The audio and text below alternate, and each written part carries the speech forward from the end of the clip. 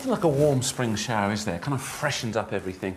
Certainly reminds me of when I was on holiday in southern Italy, sitting down there on the side of the street there in Calabria, a place called Maratea, drinking a glass of wine and eating a plate of crispy calamari. And I got the recipe.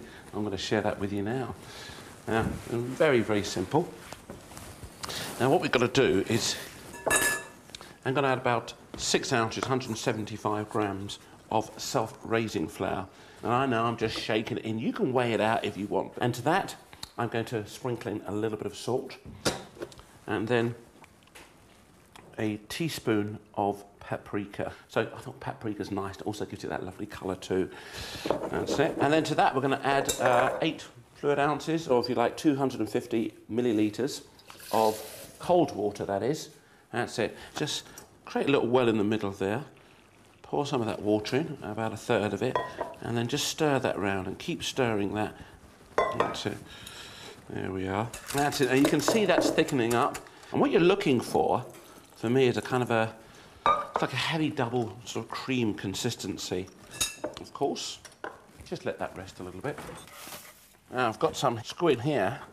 I've just cling filmed that up because I didn't want all those smells of the fish to kind of linger out all through your fridge there. That often happens, doesn't it? Now, squids, look at these. Look at that tube. Isn't that a wonderful tube there?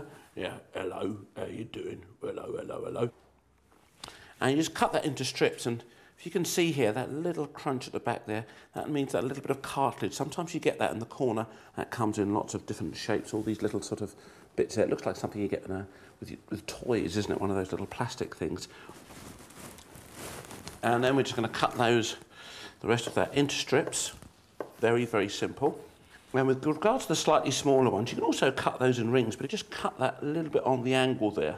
And then you've got these little bits here with the tentacles. And right at the end there, you've got a plastic bit called the beak, which you can just snap off like that. There you go. Perfect.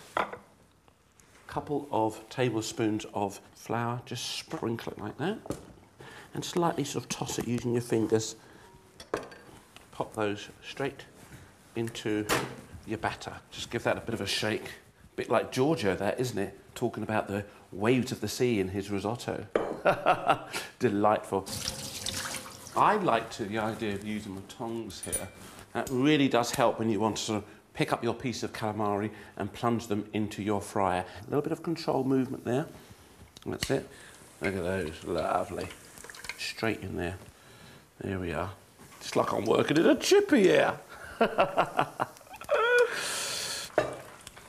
And just let those cook away. That won't take very long. And that's literally going to take about 3 or 4 minutes. I've got some lovely fresh limes and lemons over here. And what I do is I cut the cheeks off these. All right, so it's about there. Do you see what I mean about that? Little cheeks.